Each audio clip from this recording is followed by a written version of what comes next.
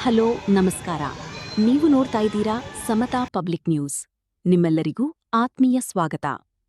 ಹೌದು ವೀಕ್ಷಕರೇ, ಇಂದು ಬಾಗಲಕೋಟೆ ಜಿಲ್ಲೆಯ ರಬಕವಿ ಬನಹಟ್ಟಿ, ತೇರದಾಳು ತಾಲೂಕಿನ ತಮದಡ್ಡಿ, ಹಳಿಂಗಳಿ, ತೇರದಾಳು ಸೇರಿದಂತೆ ಹಲವು ಗ್ರಾಮಗಳಲ್ಲಿ ಅಭಿವೃದ್ಧಿ ಕಾಮಗಾರಿಗಳ ಪರಿಶೀಲನೆ ಹಾಗೂ ಸಾರ್ವಜನಿಕರ ಅಹವಾಲು ಸ್ವೀಕಾರ ಕಾರ್ಯಕ್ರಮ ನಡೆಯಿತು.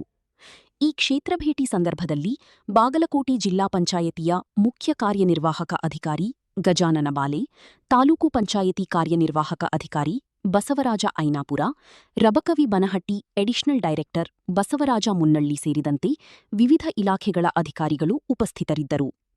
ಅಧಿಕಾರಿಗಳ ತಂಡ ಗ್ರಾಮ ಪಂಚಾಯತಿ ವ್ಯಾಪ್ತಿಯಲ್ಲಿ ನಡೆಯುತ್ತಿರುವ ವಿವಿಧ ಅಭಿವೃದ್ಧಿ ಕಾಮಗಾರಿಗಳನ್ನು ಸ್ಥಳಕ್ಕೆ ಭೇಟಿ ನೀಡಿ ಪರಿಶೀಲನೆ ನಡೆಸಿತು.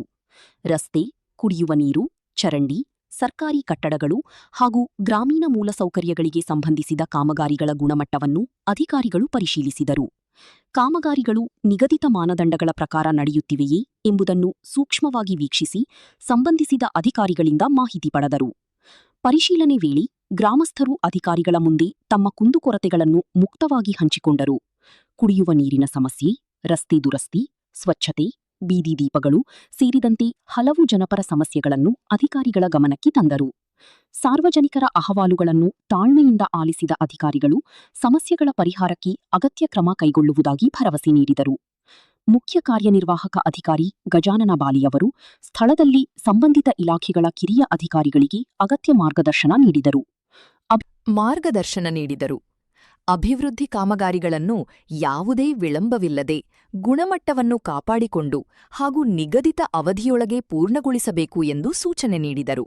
ಸಾರ್ವಜನಿಕರಿಗೆ ತೊಂದರೆಯಾಗದ ರೀತಿಯಲ್ಲಿ ಕಾಮಗಾರಿಗಳನ್ನು ಮುಂದುವರಿಸಿಕೊಂಡು ಹೋಗುವಂತೆ ಕಟ್ಟುನಿಟ್ಟಿನ ನಿರ್ದೇಶನ ನೀಡಿದರು. ಅಧಿಕಾರಿಗಳ ಈ ಕ್ಷೇತ್ರ ಭೇಟಿ ಗ್ರಾಮಸ್ಥರಲ್ಲಿ ಉತ್ತಮ ಸ್ಪಂದನೆ ಮೂಡಿಸಿದ್ದು, ಸಾರ್ವಜನಿಕರ ಸಮಸ್ಯೆಗಳನ್ನು ಸ್ಥಳದಲ್ಲಿಯೇ ಆಲಿಸಿ ಪರಿಹಾರಕ್ಕೆ ಮುಂದಾಗಿರುವ ಕ್ರಮವನ್ನು ಹಲವರು ಮೆಚ್ಚುಗೆ ವ್ಯಕ್ತಪಡಿಸಿದರು. ಇಂತಹ ನೇರ ಭೇಟಿ ಕಾರ್ಯಕ್ರಮಗಳು ಗ್ರಾಮೀಣ ಅಭಿವೃದ್ಧಿಗೆ ಮತ್ತಷ್ಟು ವೇಗ ನೀಡಲಿವೆ ಎಂಬ ಆಶಾಭಾವನೆ ಗ್ರಾಮಸ್ಥರು ವ್ಯಕ್ತಪಡಿಸಿದರು. ಒಟ್ಟಾರೆಯಾಗಿ ಅಧಿಕಾರಿಗಳ ಈ ಪರಿಶೀಲನಾ ಭೇಟಿ ಗ್ರಾಮೀಣ ಅಭಿವೃದ್ಧಿ ಕಾಮಗಾರಿಗಳಿಗೆ ಹೊಸ ಚೈತನ್ಯ ನೀಡಿದ್ದು, ಸಾರ್ವಜನಿಕರ ಸಮಸ್ಯೆಗಳನ್ನು ತ್ವರಿತ ಪರಿಹಾರಕ್ಕೆ ಆಡಳಿತ ಬದ್ಧವಾಗಿದೆ ಎಂಬ ಸಂದೇಶವನ್ನು ನೀಡಿದೆ. ಇಷ್ಟೇ ಈ ಸುದ್ದಿಯ ವಿವರ. ಮುಂದಿನ ಸುದ್ದಿಯೊಂದಿಗೆ ಮತ್ತೆ ಭೇಟಿಯಾಗೋಣ. ಅಲ್ಲಿಯವರೆಗೆ ನೋಡ್ತಾ ಇರಿ ನಿಮ್ಮ ನೆಚ್ಚಿನ ಸಮತಾ ಪಬ್ಲಿಕ್ ನ್ಯೂಸ್.